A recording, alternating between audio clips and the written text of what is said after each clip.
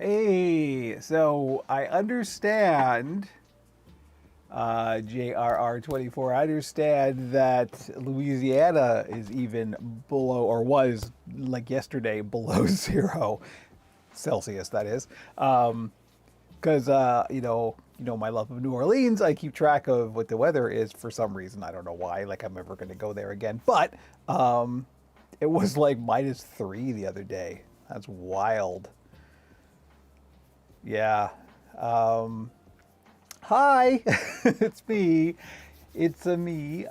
We are live, I think. Let me know if you can hear me. I don't see my voice meter. There it is. Okay. Yeah. Looks like we're good. So, yeah, another Wednesday, another build stream. We are building the puppets. And we are live on Twitch, YouTube, and of course, Owncast. So that's cool. And looks like everything's working, I think. Let me know if something isn't working. But yeah, having my coffee. Speaking of Pixels and Puppets, the new episode of the podcast is out. So search for Pixels and Puppets where you get your podcast, or go to pixelsandpuppets.com. I don't have the pop-up anymore, so I can't hit the button, but that's that. So we're back after a long 4-month break. That was a long break. We were a little rusty, I won't lie. I was a little rusty, at least. And here we go. Hey, Joe Weatherford, nice to see you. Demon Dreamer, JR24, JoJo Puppet Studios, hello to you. Yeah, cool. People are here. I like it when people are here. So we got stuff to do today. Very golfy shirt this morning. Well, I'm getting in touch with my roots. It is the... I don't know. There's nothing seasonally appropriate about it, but I'm not really that kind of thing. Ethan, hello, nice to see you. Yeah, so I'm just gonna have some coffee and hang out, and then we're gonna get to the building of the puppets. I always want to launch into, the naming of cats is a serious matter, not just one of your holiday games. I want to do like the building of puppets is a serious matter. You've got to be, I got to come up with a poem for that. Oh, hope y'all are good and staying warm. It is monstrously cold out there, which is a factor in today's activities because part of it is, of course, going to be danger honey time, and that means the window has to be open. So that means it's going to be freezing in here. I should have worn a sweater or something. I'm actually okay most from, since I dropped the weight, I actually feel cold occasionally, which I never did before. It's my hands, the tips of my fingers get really, really cold. And that's a problem for building puppets because, of course, you need to be dexterous and nimble. It's been in the 20s and teens Fahrenheit. Yeah, it's cold. Yeah, because 32 is freezing in Fahrenheit, if I remember correctly. I'm Canadian. We use, numbers that mean something that aren't based on the length of the king's forearm or whatever. I'm making fun of the Americans again. That's probably a bad idea considering that most of the audience is American.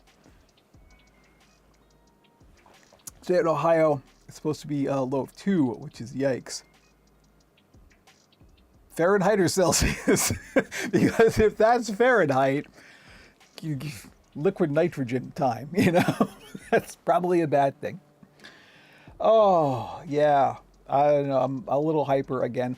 I made very weak coffee today, and I don't know how I managed that.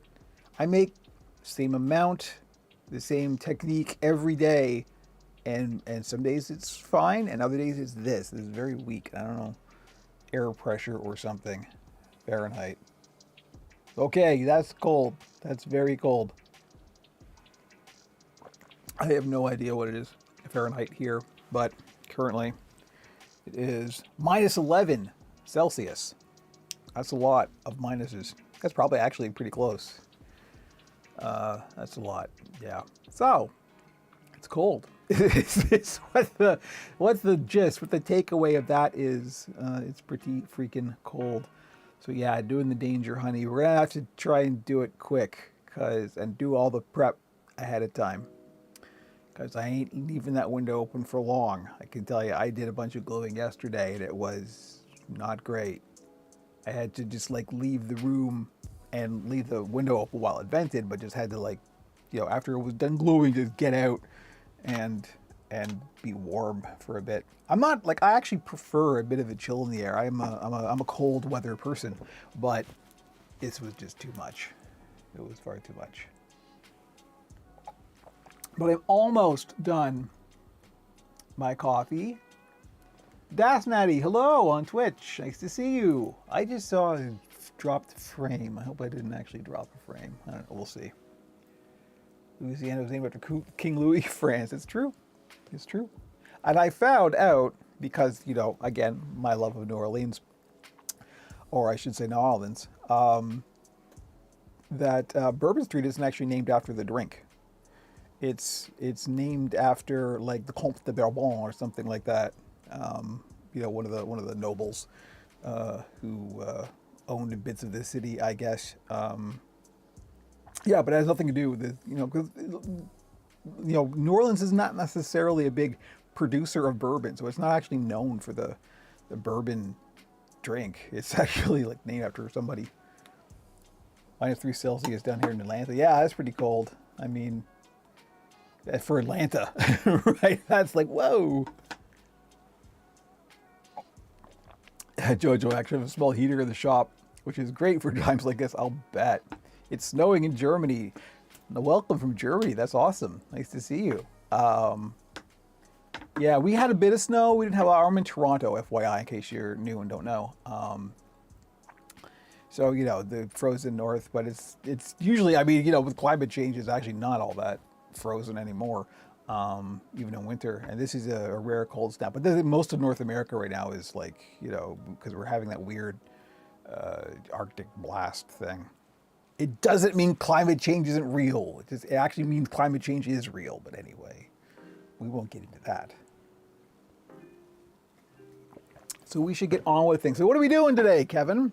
Good question, Kevin. And the answer is we're making puppets. And the puppet that I'm currently working on, the Cajuns came from Canada. Yes, that's right. The Acadians. And moved to Louisiana. Yeah, that is true. There's a strong Canadian heritage in Louisiana. Down the bayou. Now I want some red beans and rice. Guess what a diabetic can't have? Red beans and rice. Well, not much of it, at least. I can have a little bit. Anyway, gumbo. I can have gumbo. This with a very small amount of rice. I think Kentucky is probably more famous for bourbon than New Orleans. You are absolutely right. My favorite bourbon, or not my favorite bourbon, but the bourbon we usually get for sipping when we're recording the podcast. I won't get the logo. Is Jim Beam, and that's Kentucky. Okay, let's not talk about booze on the Puppet Building Podcast. Let's talk about the puppet we're building. So I am building a ogre this week. I'm actually thinking of building a pose replica of Kermit just for fun. Nice, which would be a new challenge for me to learn. Yeah, absolutely. Has anyone else seen the puppet of Orn from League of Legends they made somewhere in Ontario? Oh, really? First I'm hearing of this. No, I haven't. Yeah, ogre. So it's actually kind of tough for me to show what I'm building because it's a big live hands monster, and I don't really have. Let's see if we can do it on the shoulder cam here. The rarely used shoulder cam. Let's see if we can get the ogre in frame here. I'll post it on Discord. Thank you, Demon Dreamer. Yes, please do.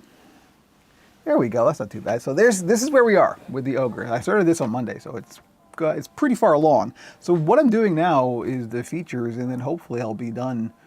The goal is to be finished this today. So here's our ogre good. I like the ogres.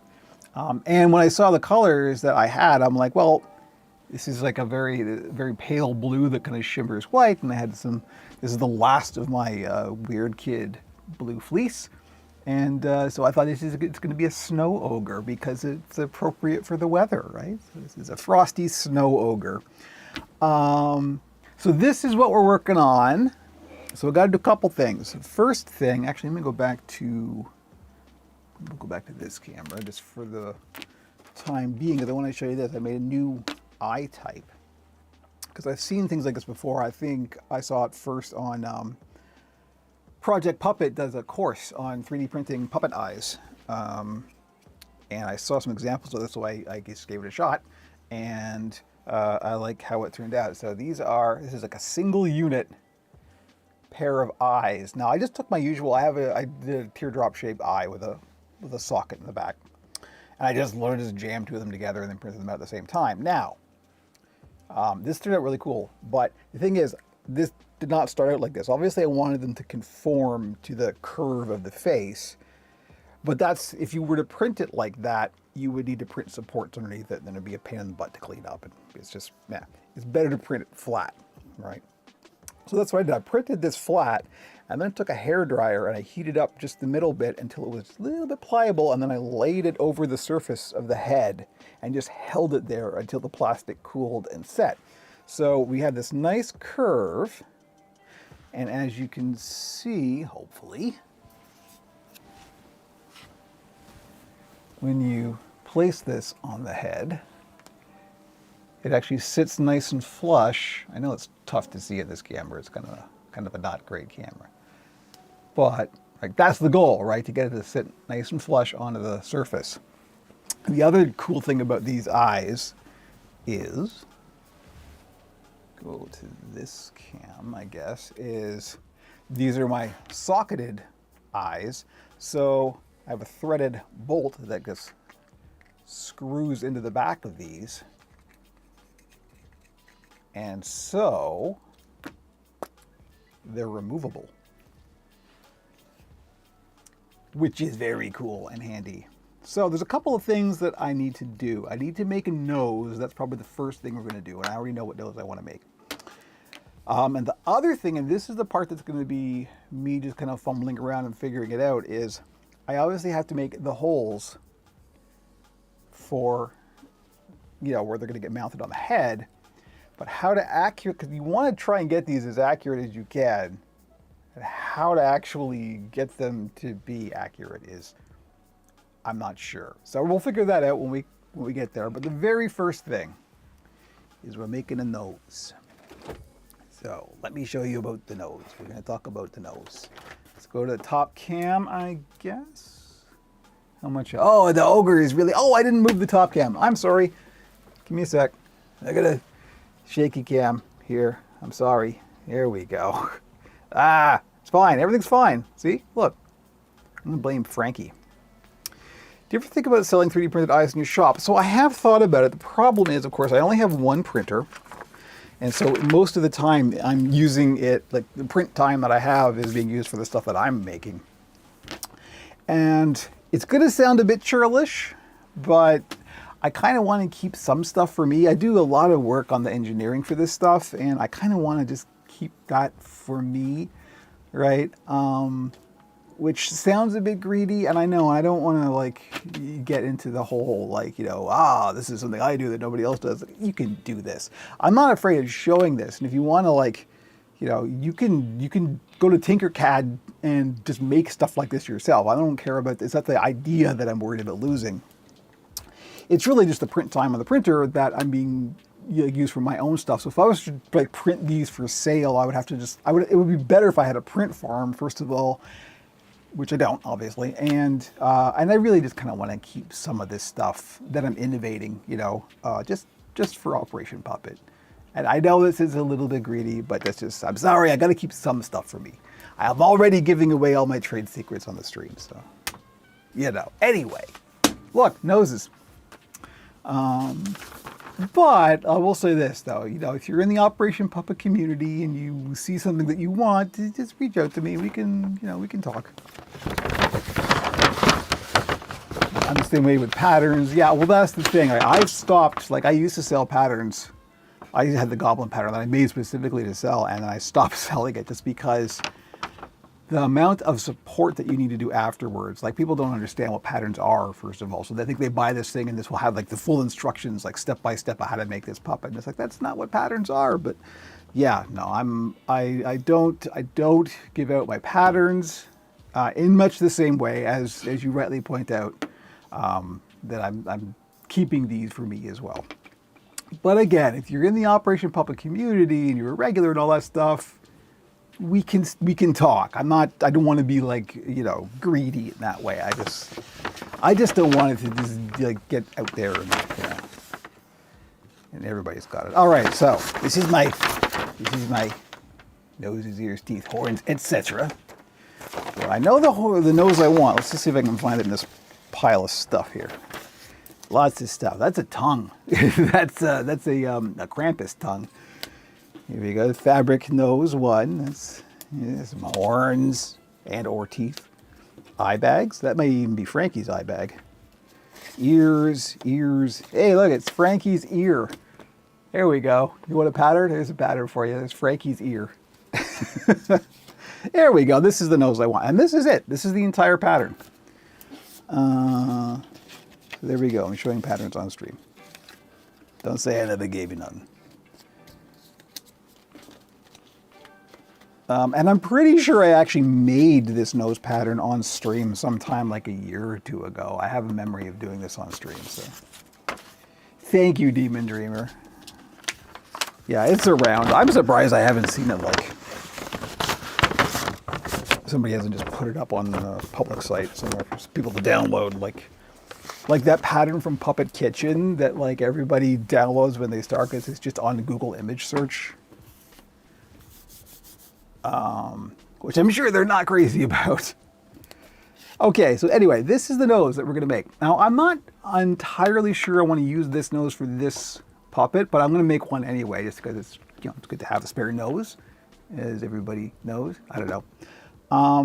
But this is real simple. And this is an example of the thing I talk about all the time, where it's like, for a simple shape, you can generally just, if you're mirroring it, you can generally just draw more or less the thing you want, make it, and it will come out at least close to the actual end result, or and then at least give you a starting point at which you can iterate. This ended up being exactly what I wanted. So first time was a go. So let's get some foam, good old upholstery foam. And we're just going to trace two of these. And it is, you could mirror this along this line here, but it's better to do this in two halves. You'll get a more defined shape. People always want patterns, but get upset when it doesn't look the same. Yeah, exactly. I never have the time to make a full booklet how to make something. Well, that's just it, right? You're bang on in that, like, it's people, as I keep saying, have the wrong idea about what a pattern is. A pattern is really just a helper. Like, it's just there to like remind you. It is not a step-by-step.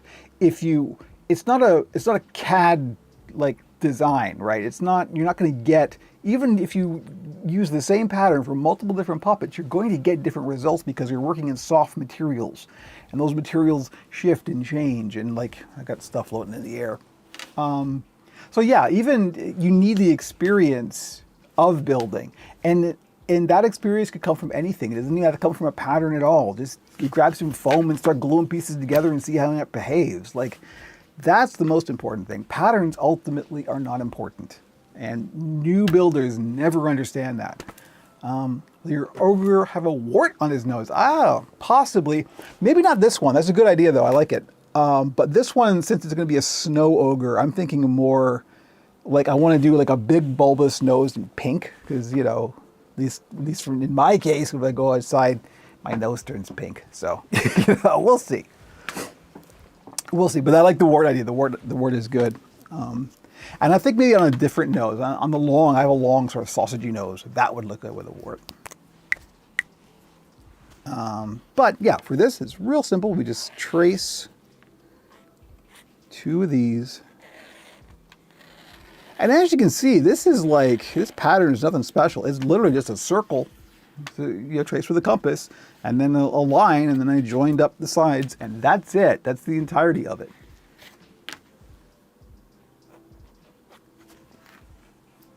So an ogre with a cold, yes.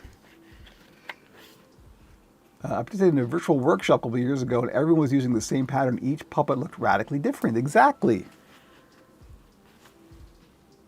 This is why, even like the pros, like you look at the Muppets, you can always tell when they've made a new Fozzie or whatever, right? You see the difference, and they were going off of the same patterns and the same build techniques. So they're trying to make it look the same. It just is soft materials. They move around. You can't. There's an element of unpredictability in it all. Maybe you're running those shows called. Yeah, I got to tell you, I'm going to be blowing my nose quite a lot today. I got a whole thing. It's a whole thing. I'm actually going to see a specialist next month. Ear, nose, and throat. All three. It'd be a fun activity for builders on the Discord. Not a bad idea. That would, that's a good idea. I think maybe we'll develop that into something. I like that a lot.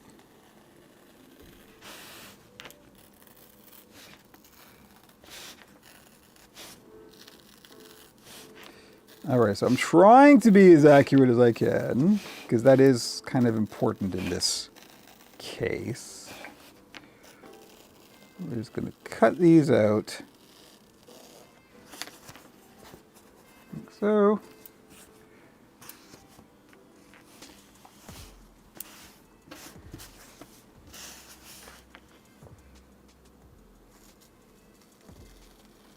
Do, do, do, do.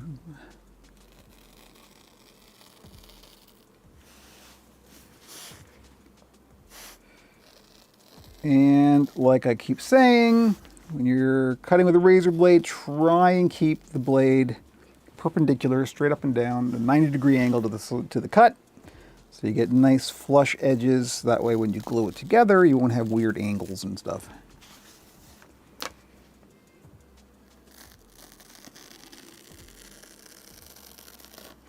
Okay, how's that? There we go.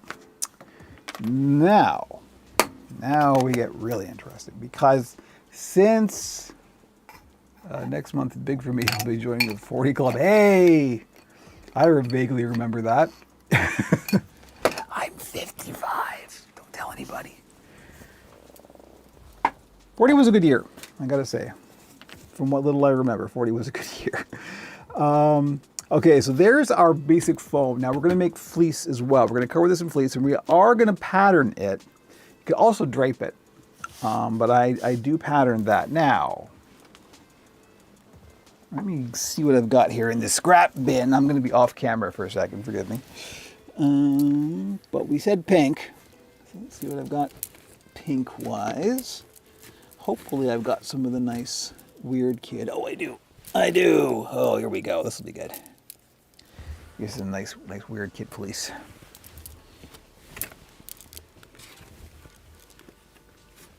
Okay, we're gonna go with this for our, it's gonna be the only bit of non-blue on the puppet. I think that looks pretty good.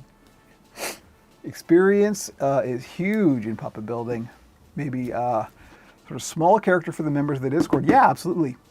Show how one pattern is different. You know, I'd make like you know what would be great for that? The pattern that we did for design your own from scratch on stream. Like that's already effectively given away. Guys show how to do that whole pattern from step one to the finish. So we could just like put that up on the Discord and people can take it and we're all build a different puppet, right? That's a cool idea. I like that. It'll be our secret, yeah. Speaking of runny noses, forgive me. I have to blow my nose.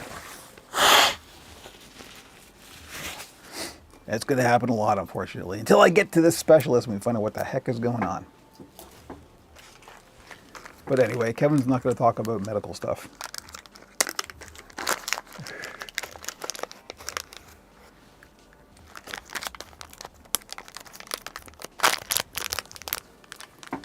Yeah, we do tend to be a slightly older crowd, don't we? Okay, so what I do for this is I do mirror it because we want to reduce the number of seams, obviously. Now, first of all, let's check the stretch. Okay, this is the wrong way around. There we go. So our stretch is going this way. Leia, hello. I wanted to learn flocking. Yeah, it'd be great for stuff like this. Flocking would be awesome. Maybe we should look into that at some point. There are ways to do flocking that don't involve an electrostatic gun. It is a bit messy, though. I'm not sure I have the room for it, to be honest. So I'm going to grab a marker here. It's a slightly darker color. And what I'm going to do, so I am going to mirror this, and I'm also going to trace the fleece just slightly bigger than the pattern, and I am going to mirror it as well. So I'm going to make sure, like I'm looking at the grain. I know you can't see it on camera, but there is a grain that's going up and down. So I'm going to take this line and I'm going to mirror it along that line. So I'm going to make sure that's nice and vertical, and then I'm just going to trace the pattern. And I'm going to trace the whole thing even though I am mirroring it.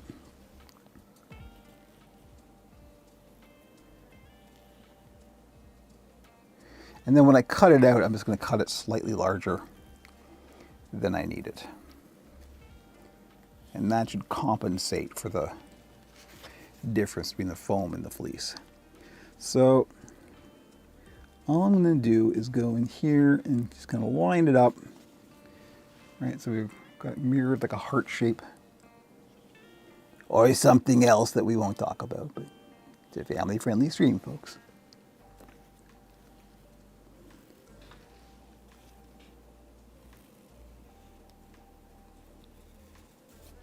Here we go. Okay, so now I'm going to cut it out. I'm going to cut it out slightly larger than the line. It's going to go on the outside of the line, basically. Fun fact, Stanley didn't become big until his 40s. Well, it's already 15 years too late for me, but hey, that's why y'all are here, right? Okay, so I'm going to cut this out. Like I said, slightly larger than the actual pattern, just to give us some room to stitch it down, blend those seams. And that's why we do the mirror, because this is going to be the front, right? Where the mirror is, that's going to be the front of the nose. So there won't be a big seam right down the middle of the nose. The seam will start at the bottom and then go around the back.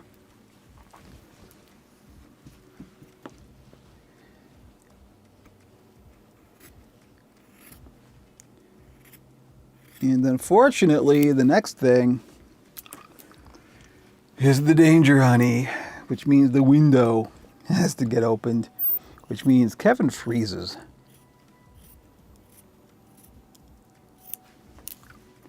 Gonna have the last little sip of my coffee before we go there.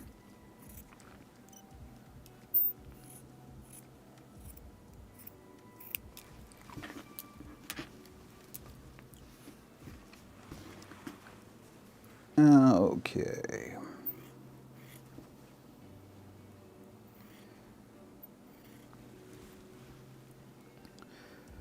I remember I was first looking at like how to do a simple sausage-shaped nose, kind of like Bert. And I saw, you know, there were all these like patterns with darts and all these things, and it's like, what would happen if I just drew that and then made it? And it turned out perfect with like, you know, one seam. So that's how I do it from now on. I know Adam Krutinger has a nose pattern for a nice big bulbous nose, but it's got a bunch of darts in it, and I have used it and it's good, but it's like, you don't really need to be that complicated for that shape. You can do it with fewer seams. If you can do it with fewer seams, do it with fewer seams, right? Okay, there we go. So what I'm going to do is we're going to glue these two halves together. Then I'm going to stuff it with some fiberfill, and that will kind of push it out and make the shape a little bit more true. And you're going to kind of overstuff it. This is a technique I learned on Adam Krutinger's nose video. If you overstuff it, it acts like it makes the pattern flush out. And then after we have stuffed it, we're going to put a line of glue down just the middle, and then just kind of tack it in, and then we're going to stitch it up the rest of the way. But we're just going to glue it down first, just to give it an anchor point so it doesn't move around. I guess there's no more putting it off. Gotta open the window. Oh boy.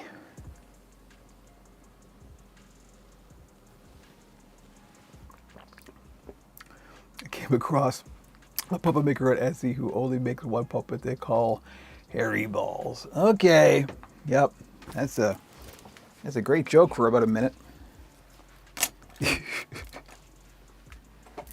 And then you've heard it.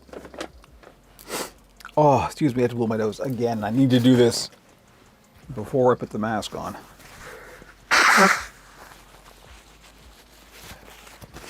Particularly in the cold weather, my nose just goes nuts. Okay, let me get gloves ready. I'm gonna get everything ready before I open the window.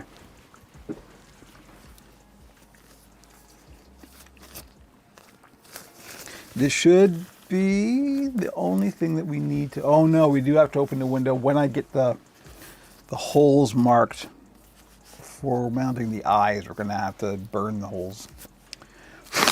For which I need to open windows as well, but maybe we could close them in the middle there and let the room heat up a little bit. This is the worst part of a puppet making in the middle of winter is having to accommodate the weather. Okay. Gloves are actually, put the gloves on, Kevin. That's how gloves work. I'm going to make a puppet character called Seymour Butts and just keep ripping off the Simpsons. Yeah.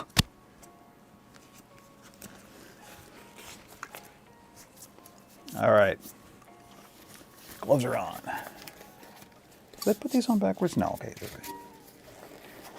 It's funny. I didn't realize at first that a lot of these like nitrate gloves are there's a slippery side and a not slippery side, and you should put the slippery side on the inside so your hand can slip in.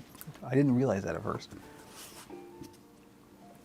Okay, let us get the mask ready. Mask is ready. Mic is on. The mask, there we go. Audio is about to get weird. Do the pigeon, yeah. Okay, it's time. I can't put it off any longer.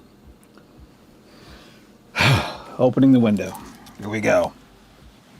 Currently -11 and windy. Celsius, that is. Which is still freaking cold. I'm surprised the window isn't frozen shut, to be honest. I have had mornings when I've had to get the hairdryer out to unfreeze the window so I could open it. I didn't know that about the gloves. Yeah, they're not all like that, but some that you get are. So usually the way that they are when they come out of the box, that's the right way around. And I did not find that out until quite recently. Okay, mask on. Here we go.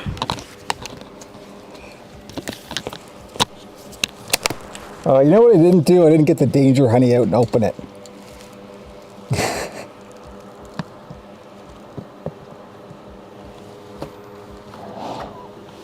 Danger Honey.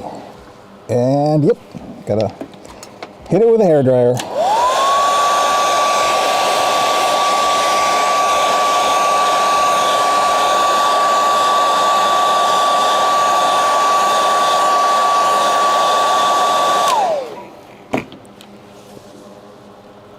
There we go. Okay. Working quickly but carefully.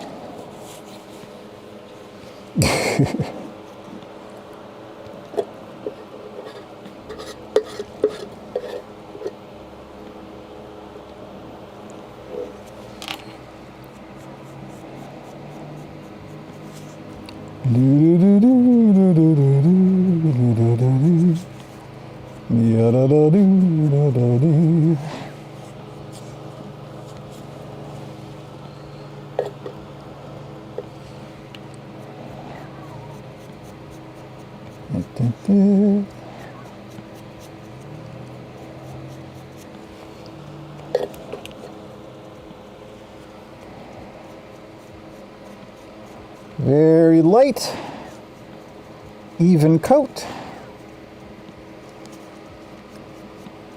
The entire way around. That's life in the tundra, yeah. It's normally fine.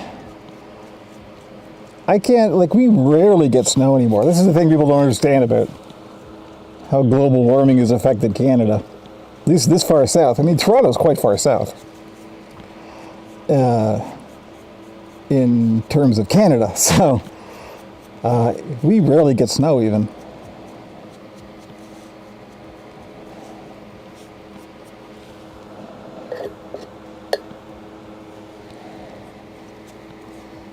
Sticky glue is good, yep.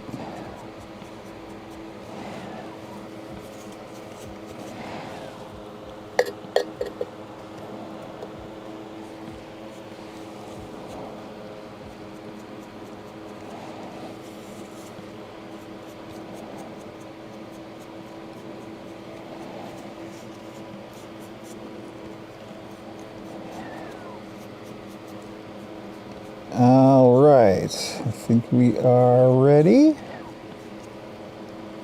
to hit this with the hairdryer and then join the two halves.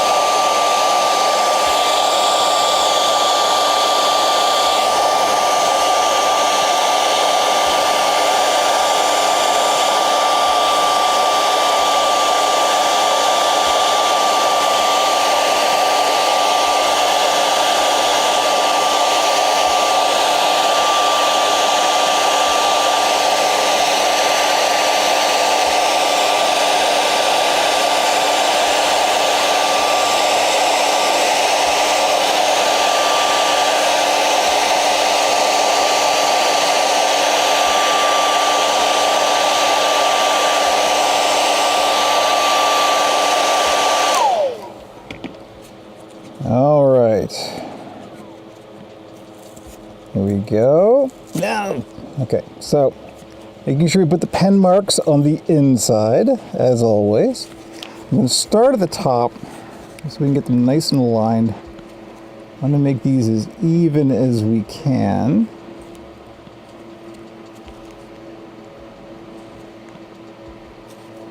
Okay, so we're going to pinch that down.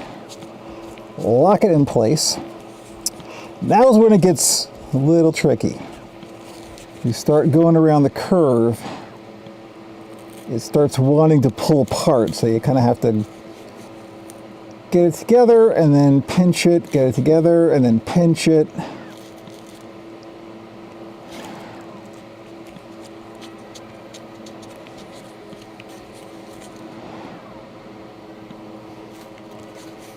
But you can see how I'm doing it. This is pretty effective. Just want to make sure that it gets even. Now when you get down to this point, you can't really reach and slide anymore. What you want to do is squeeze the two ends together like this. Take your finger and then kind of push down, because you want to make sure that the two surfaces touch each other. You don't want to pinch these flat. You want to like make sure that they go in.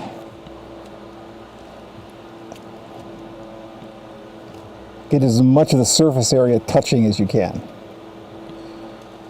And it's always the last little bit that's kind of tricky. But just pinch it closed, and there you go. See? Now, depending on what you want, you could just leave it like this, right? Because depending on how you want to orient the nose. I want this pretty much like rounded out, right? So what we're going to do is we're going to make a little slit, and then we're going to stuff it with fiber fill. Why do you close it first is the question. This is something I learned from Adam Krutinger on his nose video. It's just easier to actually make, after you're done, make a slit, stuff it, and then close the slit with more glue than it is to like leave a gap and try and stuff it. You get a more even shape. Not quite sure why, it's just the way it works. Physics or something. Okay, so we're going to take an X-Acto knife. We're going to make a little hole just along the side of the seam.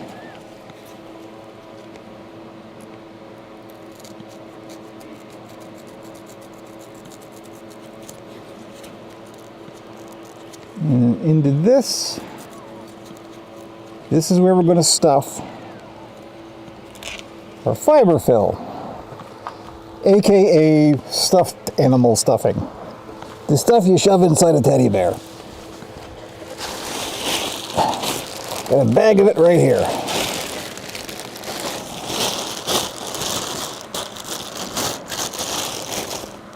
My glasses are migrating and it's weird. Okay, this is going to take more than you think. You'd be surprised how much you can get in here. Because this stuff is mostly air, right? So this will shrink down quite a bit. But just keep stuffing until you can't stuff no more.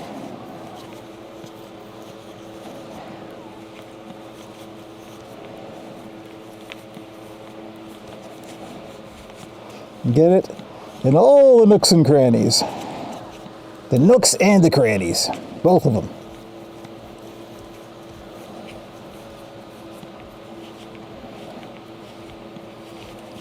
You do kind of want to overstuff it. You want to get it nice and tense. Everybody loves tension.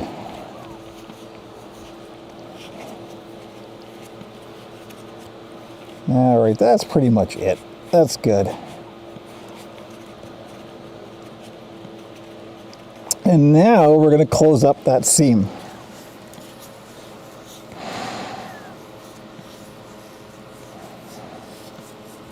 Actually, need more right now with my failed lily pearl. I need to run. Maybe we'll have a local Build-A-Bear. There you go.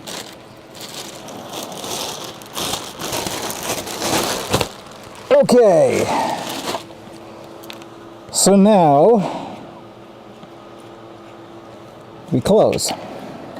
This is actually going nice and quick. I'm not even that cold yet.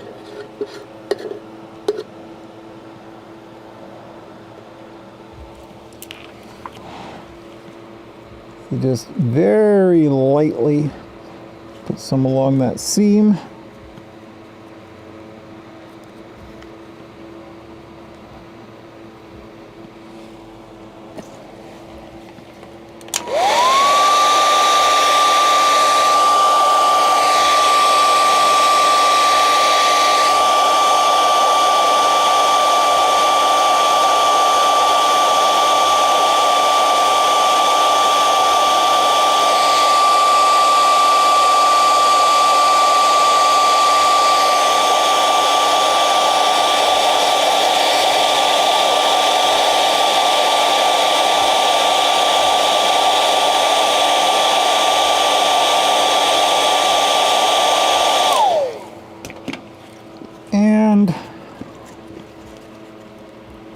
Make sure you line it up so it's even.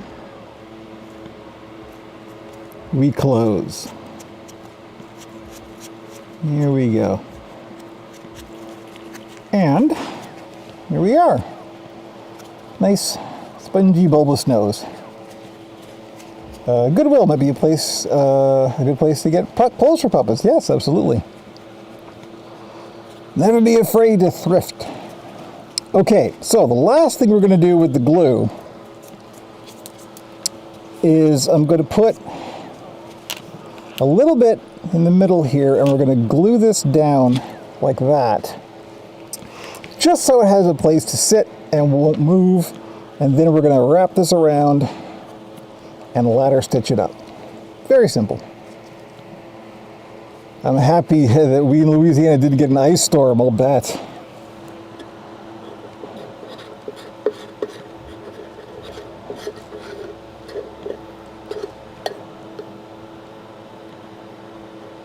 Okay, so just a little bit, don't need a lot, because this is really just to hold it in place. This isn't like we're not coating it, just a little bit in the middle, and a little bit in the middle.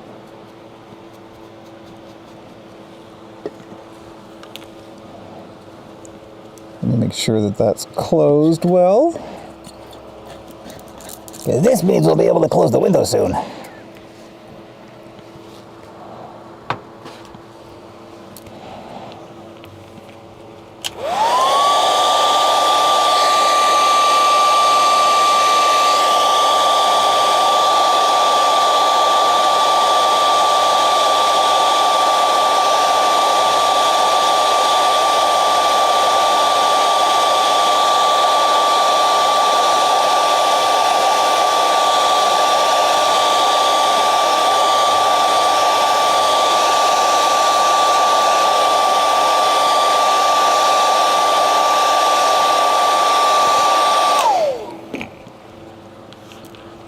I'm going to do is just line this up with the center line.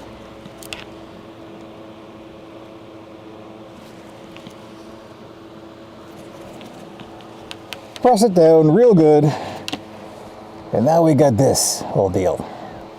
So now, just following the center seam, we can ladder stitch that up. So that means the glue is closed. We've had air circulating this whole time. I can take the mask off and talk like a normal person. Yes, the Project Puppet builds, the Simple series are all made to fit Build-A-Bear outfits. Build-A-Bear is very handy if you need something specific. Not necessarily the most affordable option, but a good thing to know nevertheless. Okay, so I'm going to close this window now. Mercifully, it didn't get all that cold.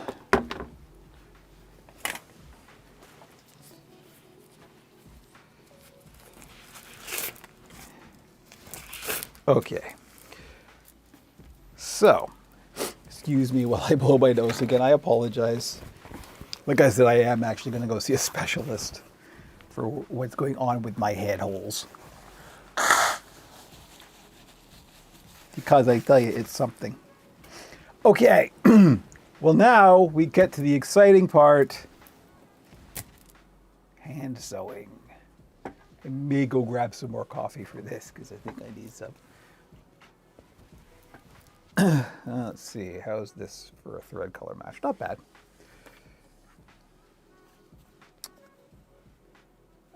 Actually, I wonder if I should get the close-up cam and do a few stitches.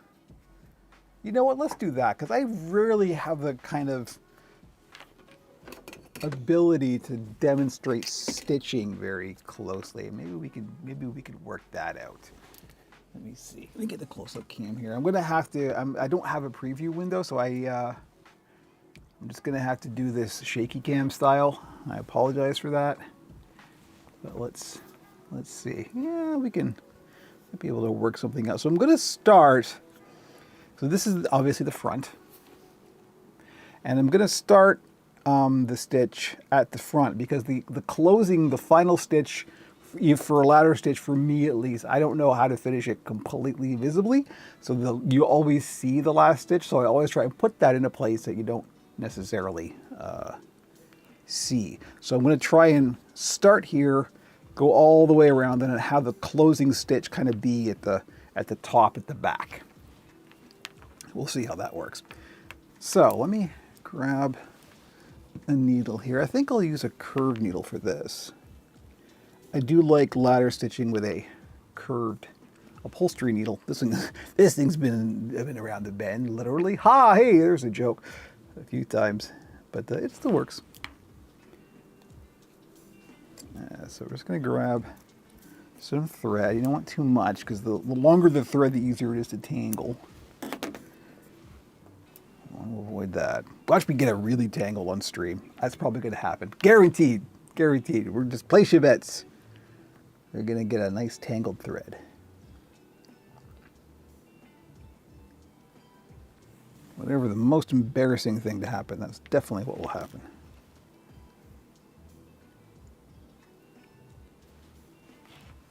So I'm going to try and keep this on camera. It's a very narrow field I have to work at here with the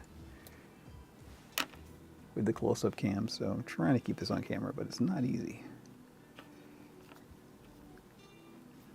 Okay, so I just make one knot and then I trim it as close as I dare.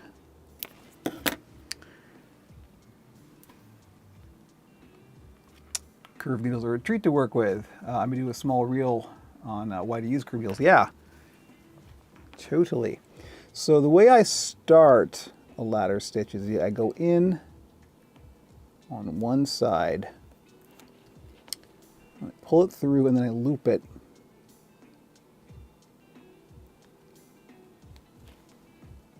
And then pull it tight. So then, oh, okay, that pulled right out. Never mind. What did I do? I didn't go in far enough. There we go. See, already we're illustrating how things don't go as planned. Let's try that again, shall we? Doing some puppet surgery, yes. It's all puppet surgery.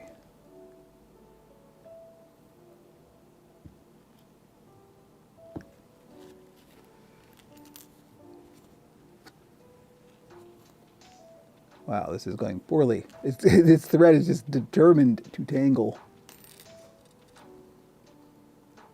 I'm not having it, thread. It's not on. All right, there we go. So once you got it anchored in place very awkwardly, a little fragment of something on here that looks visible and I don't like it. Okay, there we go. Let's try that. So that's when I go in one side. I always put the starting stitch a little bit higher than the first one. And you see it kind of just pulls it around and hides it. Well, you can see that. But then we're just going to ladder stitch down the whole thing.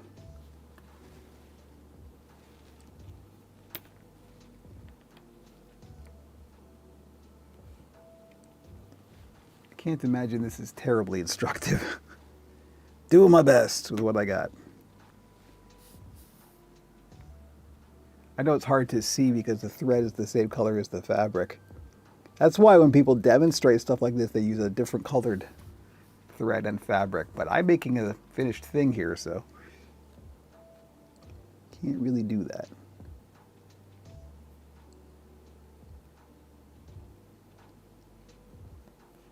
If you don't know how to ladder stitch, there are plenty of good tutorials online.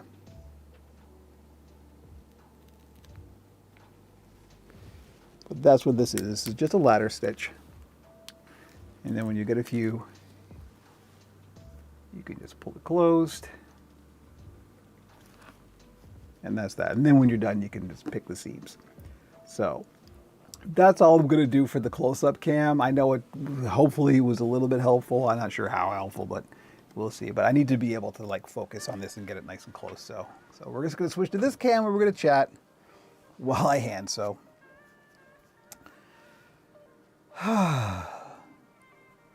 The own cast is a little quiet this time. It was jumping last week and it's a little quiet this time. That's all right. It'll happen.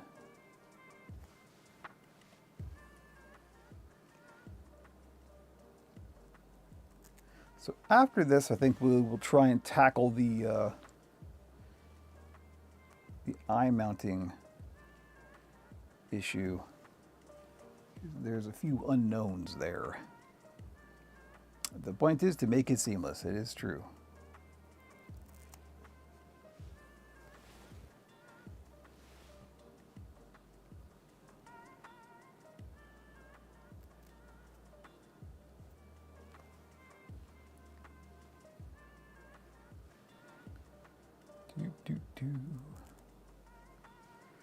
So my goal is hopefully to finish this ogre today. I doubt I'll do the whole thing on stream, but we'll get far enough. We'll get to the eyes at least. Because I have a non-trivial medical procedure coming up on Monday, and I got to prep for it on Sunday, and then I got a family birthday dinner on Saturday, so I got a few days of stuff coming up, and I just need and hopefully have some downtime before that. So, how do you feel about using removable rods? I know typically I typically build permanent rods, but I'm thinking about doing removable rods recently. So yeah, I've had. It's a very good question, a very common question, particularly for new people, because there is some desirability to removable rods. But I know that the more, so it depends, right? So the style of rod that I know that Swazzle and BJ Geyer and a lot of the pros use is the semi-removable. So it's the one with the pocket. I'm pretty sure, Josiah, that you do this as well. If I have a memory of seeing you do this, I can't remember exactly, but And so what you do is you make a little pocket on the hand, like in the hand plate or whatever, however you're doing it. And then you make a little flag on the end of the rod, and then you put that in, and you do stitch it closed. But if you need to take the rods out and put a new one in, you can. You can just pop those stitches, take the rod out, put a new one in, right? So they're semi-removable. You still stitch it closed for visuals, but you can actually replace the rod. So that is, I believe, the preferred method in general. Now, the way you do it, or the way I know a lot of people do it, including me, removable rods, like the ones that actually you can pull out and put in, they're never good. Like there's no solid way of doing it so that the anchor point is always solid or will remain solid over time. That is the problem. They are a maintenance nightmare. And puppeteers generally don't like them because over time they loosen up, and you know, no matter how good you think the connection point is, it's always going to work loose, which isn't good. So the way, the question is, why do you want removable arm rods in the first place? And a lot of the time, the answer is to put costumes on, for example, because it's really hard to get a costume over an arm rod, right? So the way a lot of people do it, including myself, is instead of making removable arm rods, you just make removable arms. And you do have permanent arm rods, but then you make a second pair of arms that you can, the actual joint in the arm comes off. And that, I think, is preferred in general. It's faster usually, and you get a much more solid connection. And then you only need to do that when you have a reason to not have a permanent arm rod in there, right? So that is, I believe, the conventional way of doing it. Now, I would be very interested to know of, you know, techniques and things for making removable arm rods that are good and solid and reliable, and don't look horrible as well. It's the thing, I've never seen a perfect removable arm rod that looks fantastic and will hold up over time and is easy to remove and put back, right? I've never seen that. I would be very interested if somebody were to come up with that. I've thought about it a lot myself and have yet to come up with a design that I really think will work. So those are my thoughts on removable arm rods. Generally speaking, I try to avoid them. If they are desirable, I would prefer to make removable arms instead.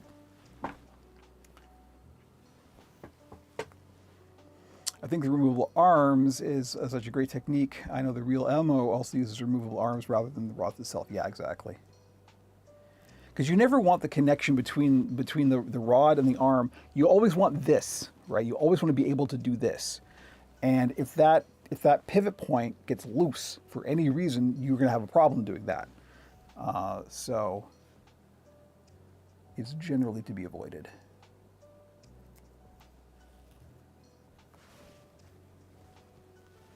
But thank you for the question. That filled some time. Yeah, Mardi Gras is next month. Yes, and the funny thing is Ash Wednesday is on Valentine's Day. You just reminded me, I am going to see on Valentine's Day with my wife Hot Sardines, which are a trad jazz band, are coming to Toronto, and we got tickets, and they are usually sold out. And we got them this time, so we're going. That's going to be fun. Speaking of Mardi Gras and Valentine's Day.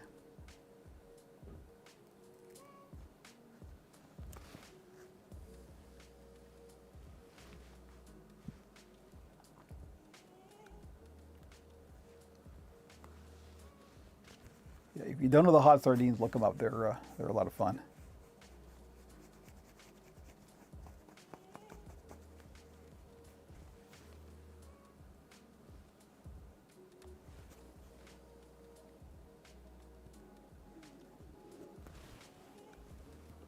They're my kind of music. I mean,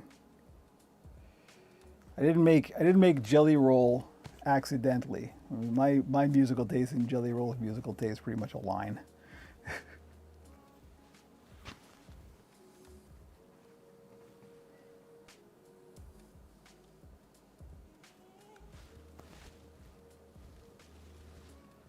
All right, we're getting there. We're getting there. We're around the bend.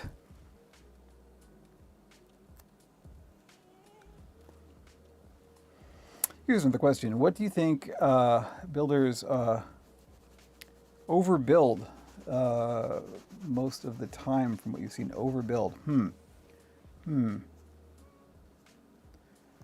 Mechs, for sure. The desire to lean into mechs in general. I've talked about this before, but it's worth repeating. I agree with BJ Geyer when he talks about how more mechs does not make a better puppet. The mech should have a reason to exist.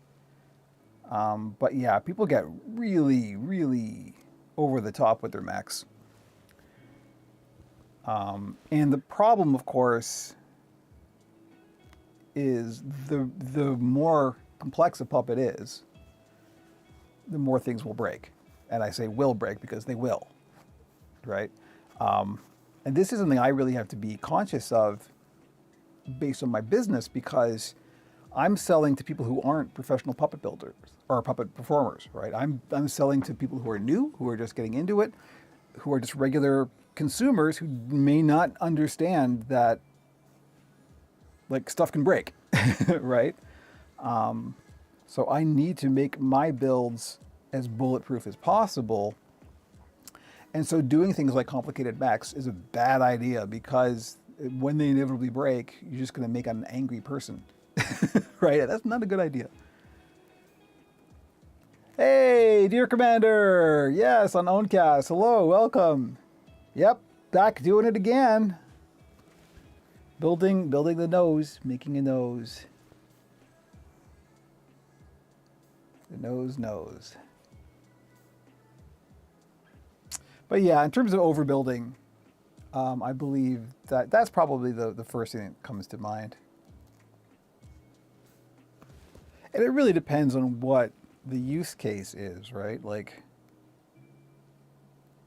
there are some types of puppets that absolutely need a complex design because they're complex puppets. You're not going to make a simple Skeksis, right? You know, so that's just the way it is. But for these Muppet style puppets, simpler is always better.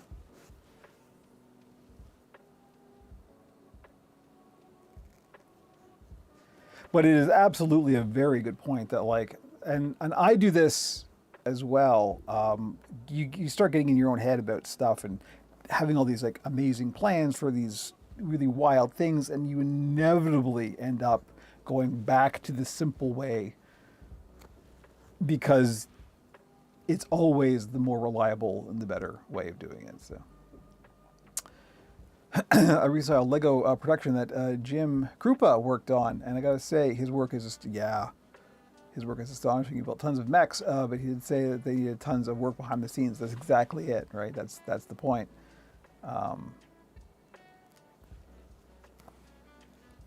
You know, so again, it depends on the application, right? If you're building something for like a TV or movie production that you're going to have techs on site, or you're going to be on site and you're going to be able to be there to fix this stuff, that's a whole different thing than this kind of thing that I'm doing, building for just average people. You have to sort of skirt the line between, and this is, you know, I've talked about this before, how it's ironic that a lot of the time a professional puppet is actually more fragile than like a toy, right? Because toys have to like withstand what a kid puts out, and a professional puppet has to look good first and perform well, and also requires maintenance, right? Which part am I doing? This is a nose. This is going to be a nose. She's a nice big bulbous nose. I'll show you, and dear Commander, since you just joined us on Owncast, hello. I'll show you what we're doing. We're building an ogre, a big live hands ogre. This is going to be the ogre's nose.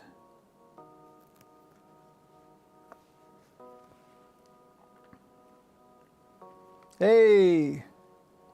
To subscribe to JoJo Puppet Studio. Subscribe to JoJo Puppet Studio, y'all.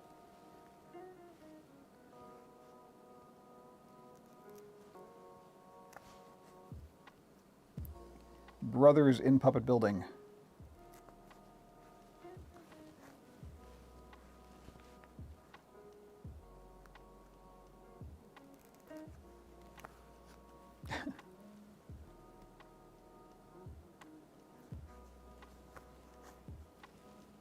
Okay, we're getting there. We're almost done. Then I'm going to do a little bit of seam blending, and I'll show that. I'll show before and after on the seam blending. And then we're done with the nose. And then I'm going to decide if I'm actually going to use this nose. This nose may be a little bit big for what I have in mind, but it'll get used eventually anyway. So yes. So JoJo Puppet Studio is Josiah Kecklin. Please correct me if that's not how your name is pronounced. I've only ever seen it written. So, but they make amazing, a lot of Muppet replicas. They also do their own designs as well. But you want to see some good Muppet replicas, JoJo Puppet Studio. I believe you just finished working on a Kermit. You hear that, Frog?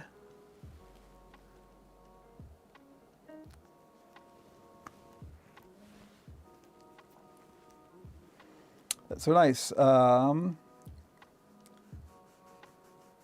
Hey, with the puppet building, are there schools? I'm reading on Owncast, FYI. Are there schools, institutions? How usually a puppet builder is trained? So a lot of it is self-taught, but there are some places. So there's a puppet builder called Adam Krutinger, aka Puppet Nerd. He is where a lot of the people who learned online start. He has a YouTube channel, Puppet Nerd, and he has a couple of basically courses of like Learn Puppet Building 101.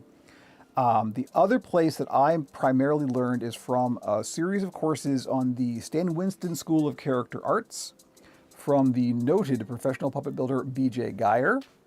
And that I recommend heartily for anybody interested in getting into puppet building seriously.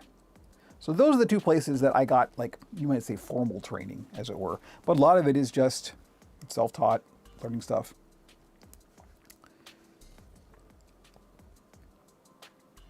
Plan to make more long content for the new year. Maybe some tutorials that I've done before, but can always be made better. Nice. You know, more is better.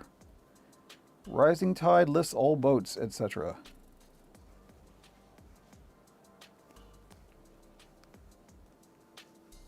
So yeah, those are the places that that I really got started. But I have been interested in puppets and puppet building like since I was a little kid. So this was just kind of a natural evolution of my interests. And I started out wanting to be a performer. I didn't. I kind of stumbled into the building part.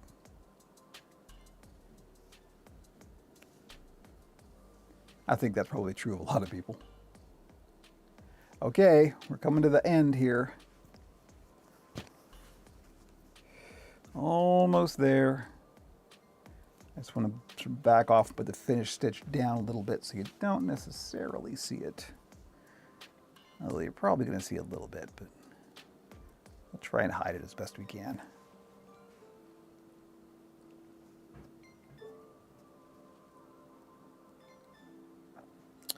BJ Geyer courses can even teach professional builders something new, which is definitely worth the purchase. Yeah, well, I've talked about this before, but again, worth repeating. By the time I did BJ's courses, I already knew most of like the actual mechanical techniques that he was teaching, but to just watch a professional work was incredibly valuable. I learned so much just from that because they are archives of live streams. So it's all live and stuff doesn't always go as planned. So that's the most valuable. When you see something that doesn't go as planned, it isn't like a finished production that's been edited, then you see how a professional copes with stuff not going the way it was supposed to. All right, I'm doing the final stitches on this nose here, and then we will be doing a little bit of seam blending and moving on to the eyes. What's our time like? Where are we here? 12:10? No, that's not too bad. might be a little bit of a short stream because this is really all I have planned. So we'll see. Okay. So we'll go to the close-up cam here. Ba-da-ba-ba. So here's our nose. You can see pretty good, right? I mean, you definitely can see the seam, but it's not super visible. And there's the back. Okay, it's not too bad. Does BJ courses sell separately? No, but I would advise like following the Stan Winston School of Character Arts on social media wherever you are, because they often have sales. And so, you know, what you can do is you can sign up for a month for whatever it is, like 20 bucks or whatever, and then, you know, watch the courses. And then if you get everything you need from them, then you don't have to resubscribe. So all I'm going to do is take a pin and I'm just going to brush along that seam and pick some of the fibers out. I find that it's possible to really go overboard with seam blending, so I don't do a lot of it. I would prefer to see a little bit of seam rather than see a big fuzzy mess from the seam blending.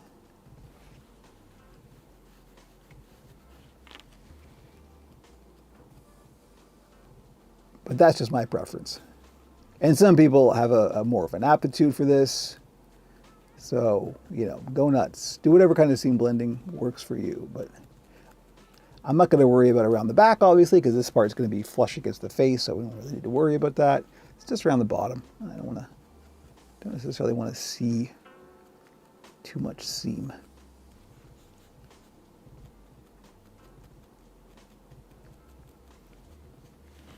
You know, not too bad. There's a little bit of funky unevenness, but that's all right. I don't aim for perfection. I don't mind a little bit of organic lumpiness and stuff. So,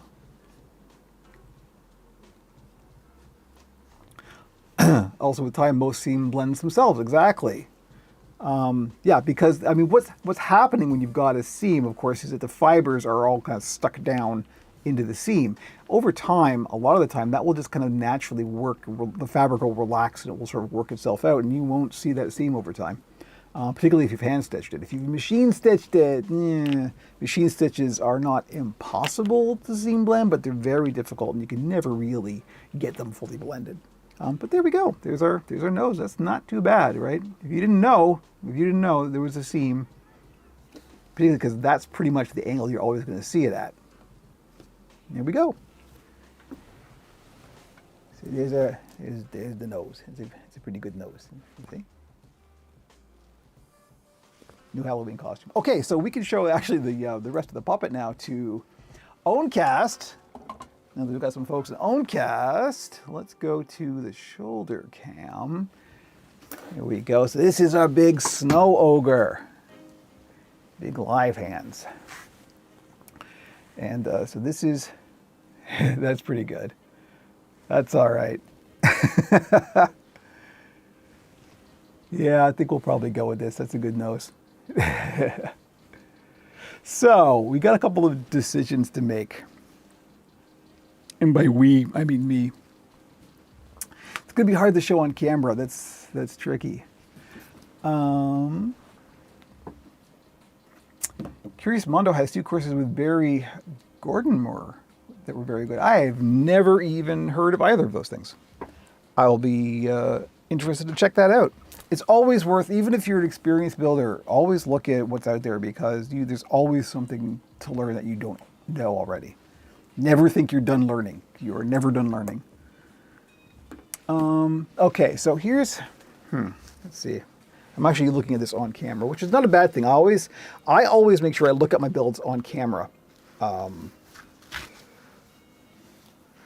Rather like as well as in real life, because this is how people are going to see them, right? So here are those eyes. Let's just kind of get those resting into place. Now, how does this look with the nose? Oh, that's pretty good. That's not bad at all. A little bit lower down. So this is what I'm deciding now, is like where is everything going to get placed? And I think maybe that isn't bad. that's a good look. Okay, so we want the eyes relatively low down. We've only got like about an inch or so between the bottom of the eye and the top of the mouth. So, let me just put a pin in there just to hold that in place. Excuse me. Once again, the nose got to get blown. Oh, I just moved the camera. Hopefully that will be okay. I need a lozenge. I'm at lozenges. I'm also out of coffee. So the tricky part here is, amazing, great nose. It's a cold ogre with a warm nose. Exactly. See? You get it. Okay, so what the challenge here is I need to make 2 holes in the head that line up, and it's hard to see on the camera. There's 2 sockets. And I need to make these holes line up with those sockets so I can make holes and then mount the pegs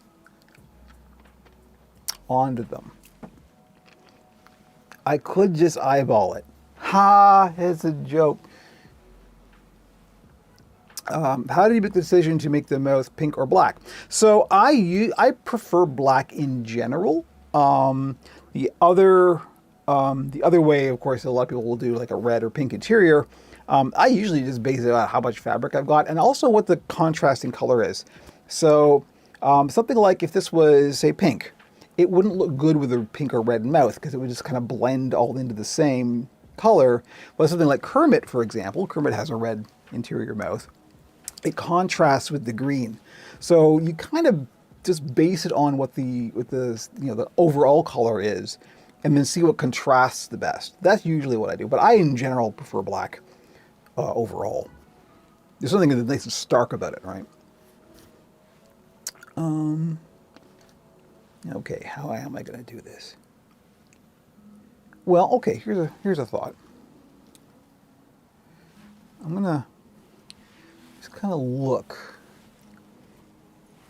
I'm going to put a pin in there and try and cover that up. So that pin is sitting over top of the socket. And then we'll just kind of look. Let's see. No, that's not aligned. This is a bit tricky.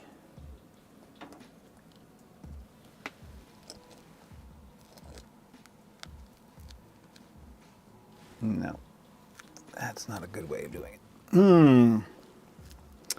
I may just have to guess. I think we're gonna resort to guessing.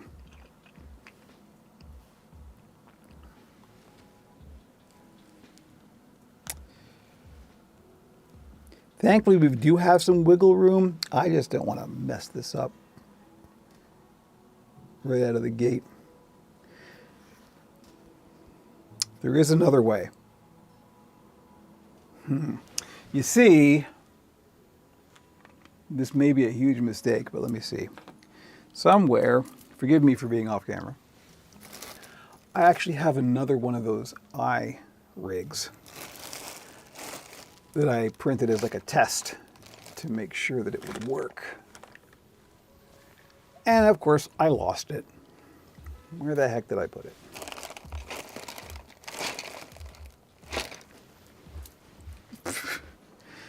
What I'm thinking is, since I have another one of these, I can actually drill a hole through the one that I'm not using and then use that, just put a marker through and mark the spots where the holes are. And that's not a bad idea.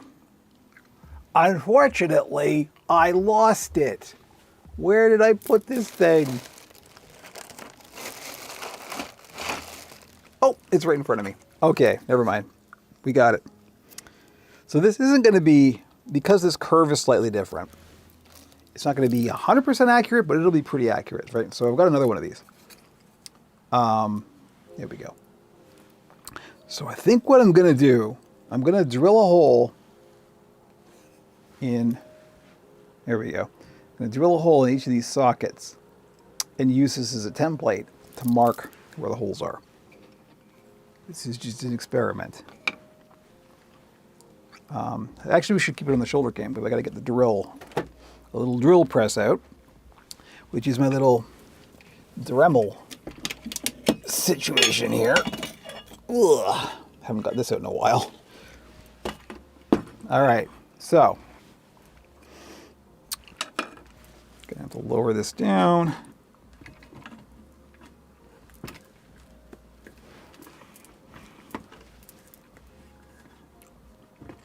And as always, just gonna line this up so it doesn't hit anything it shouldn't.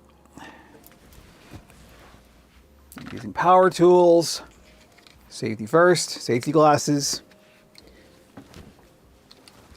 And I want to go on a slow speed because this plastic melts, obviously. So that's all I'm going to do is I'm going to drill a hole.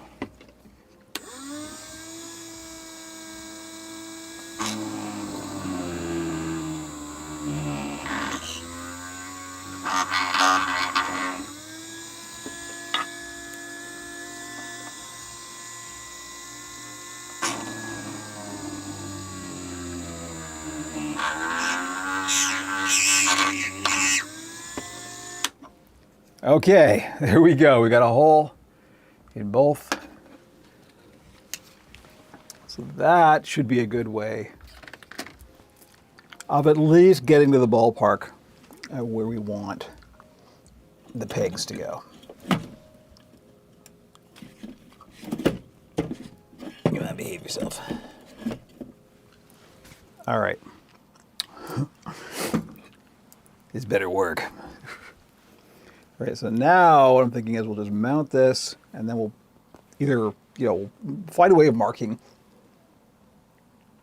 Because I don't really have a pen that's thin enough to go all the way through that. I'd rather not mark it just in case. So let's do it like this. I'm gonna put a pin in there. And then a pin there. Take that one out, put it in here, lift it up, put this one in the same hole, pull that out, and there we go. That should be a relatively accurate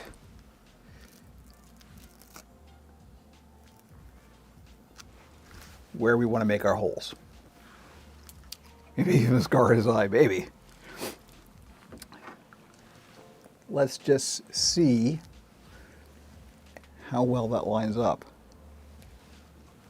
Yeah, that looks all right. That's about where it'll sit. So I say let's go for it. What do we got to lose besides the whole puppet? All right, so the way we do this, of course, the fun part is I can even use this again because you can just put pupils over over the holes. Interesting. So I got to open the window again because we are going to play with fire. So there's a couple of ways you can make a hole in a puppet to mount stuff. You can take an awl and poke a hole. It's a little destructive though, and it will leave kind of a ragged edge. The other way that is preferred and yet much more dangerous, so that's the way I do it, is I got a little piece of steel rod here, and this is a culinary butane torch. We are going to heat this up until it gets red hot and then burn a hole. Since this is all synthetic materials, it will actually, let's get down to where you can see me, it will actually melt and basically cauterize the hole and make a nice, clean, reusable entrance that won't tear and won't fray. From an iMech tutorial video on play soup. It's really insightful. Thank you. Thank Krupa Style. Oh, okay, good. Yes, I will have a look at that. Always happy to see more. All right, so I am making sure that you are not pointing this at anything flammable. Give plenty of space. I'm heating up the end of this rod literally until it glows. Then take the pin out, make the hole,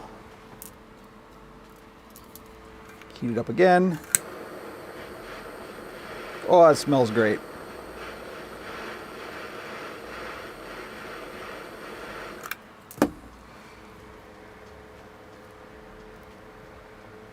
Take the pin out, make the hole. Then I'm going to take this, and you can see the smoke. This is why we've got the fan going. I take this and I'm putting it in the window in front of the fan so it can cool, because that's still very hot. I got to pay for it though. Well, that's okay. All right.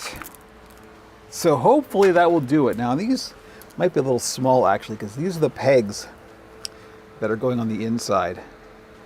But let's just see. Let's just see what happens. You know, I'm going to switch cameras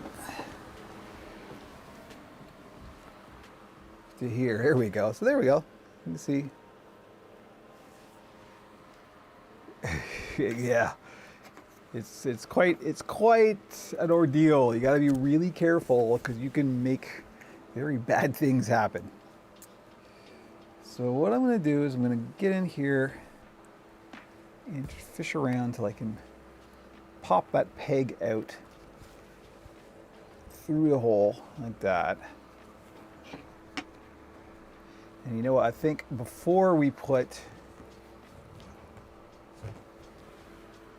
try and mount this, I'll put the other peg in place. I may actually need slightly longer pegs because we're going through 1/2 inch of foam here as well. We'll see. Now, of course, the other way to do this is just not bother with this all and just glue this on, right? You can always go nuts and not be as overbuilt, possibly, as this. Maybe I'm the overbuilder.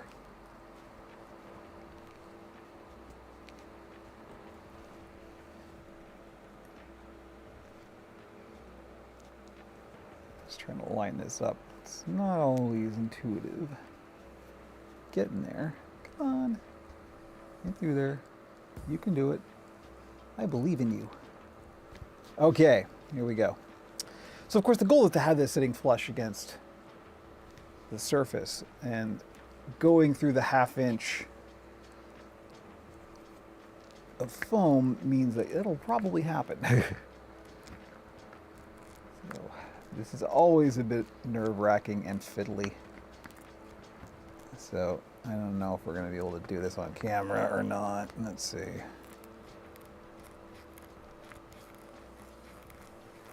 Okay, I think I got one in.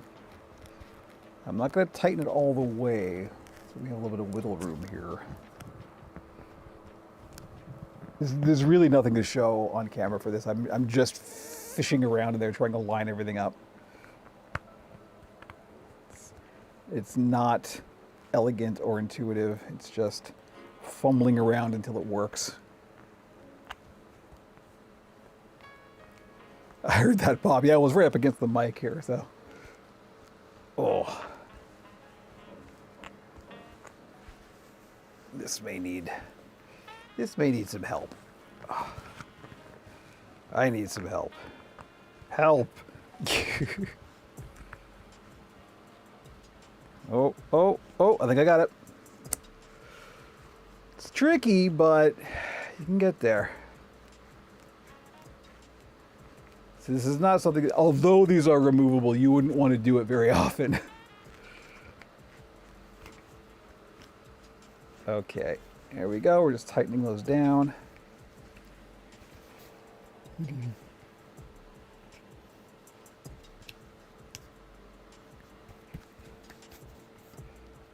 Okay. Hello, the ogre. Okay, so let's see. Let me get the nose. Oh yeah. Oh yeah. Yep. Yep, yep, yep. I think we may have a winner here. That's pretty good. So I just want to make sure these are good and tight. Again, selling to people who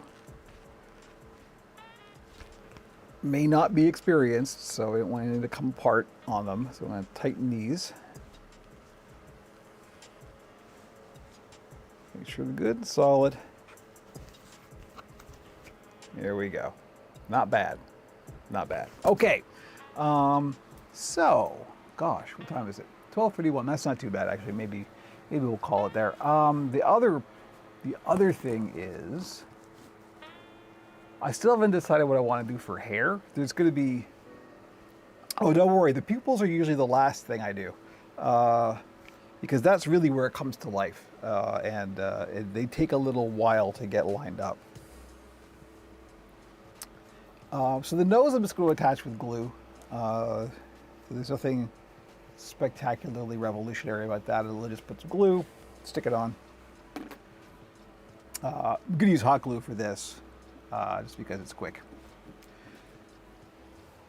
But the other thing, let's go to the shoulder cam again.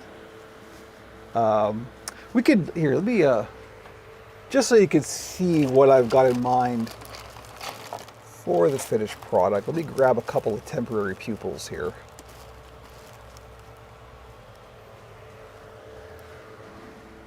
And we'll see. So this is like, there's been zero fiddling with this, obviously, but these are going to require, like, you always have to muck around with pupil placement to get the eye focus lined up, but right, you can see where we're going here. Did I take a course, learn how to 3D printing? No, but I did watch a bunch of tutorials on YouTube.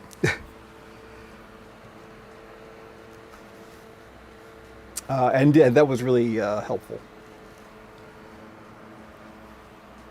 Just blend this. I'm not going to worry about this seam because obviously the nose is going to go there, so we don't have to worry about that. But this one down here, I think I want to try and blend a little bit. This is a machine stitch, so can't really blend it too much, but just a little bit. So the other thing I 3D printed, speaking of 3D printing, is I got some nice teeth. I got these nice teeth here. So, yeah, that's gonna be pretty good. Here, let's see if I can. Here's a little tip for keeping a puppet mouth closed. A little chip clip.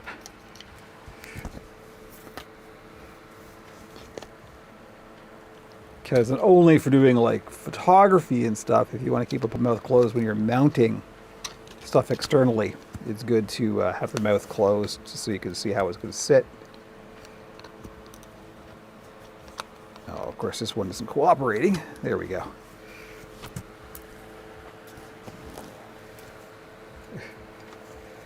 Sorry, the camera is like in a bad position here. Let's see if we can. There we go. It's a little bit better. It looks like a bigger version of Grover, yeah.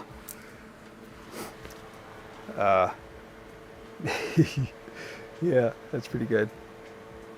So, of course, it's going to be a whole, like, figuring out once the nose goes on, then you want the teeth to also be visible. So you want to make sure that you're placing those, you know, around, just like outside the nose, but also on the outside. So when it closes the mouth, you're not going to hit the tooth. But yeah, that's already, look at how much personality.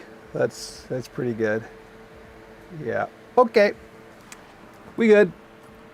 It's going good. It's a good ogre. It's snow ogre. I'm not sure what I'm going to do about the hair.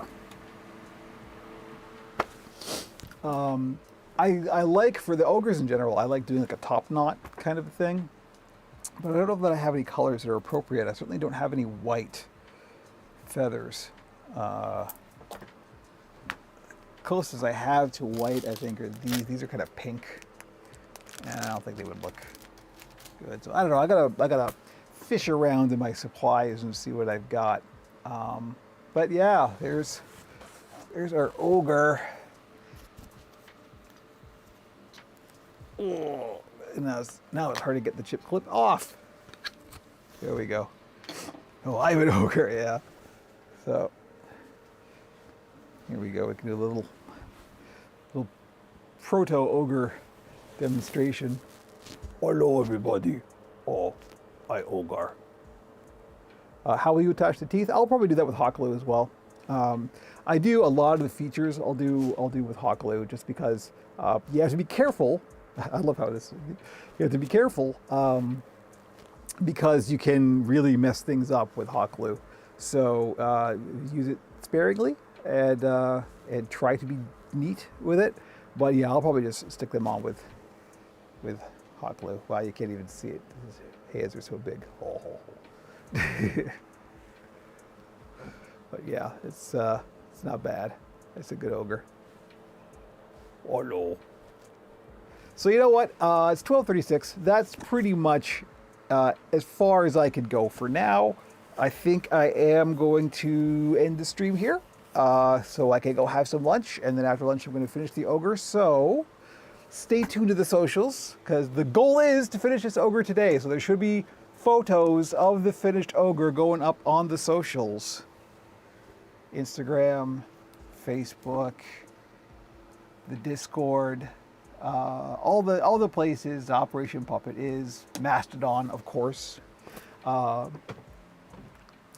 yeah, okay, I think that's going to do it. Thank you, everybody. Another good stream, nice chat, good folks coming by and hanging out, and that's all good. I like it a lot.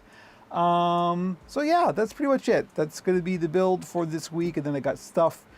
There should be another build stream next Wednesday. I have no idea what I'm going to be doing yet, but we'll figure that out when we get there, because I got this doctor stuff to do on Monday, so I have no idea what shape I'm going to be in, but I probably will be doing a build stream next Wednesday, 11 a.m. Eastern, as usual. Thank you, everybody. I'm going to sign off and go have some lunch. Enjoy the rest of your day. Join the Discord, etc., etc. All the links are at operationpuppet.com. And yeah, anyway, I never know how to end these things. Honestly. All right, have a good day.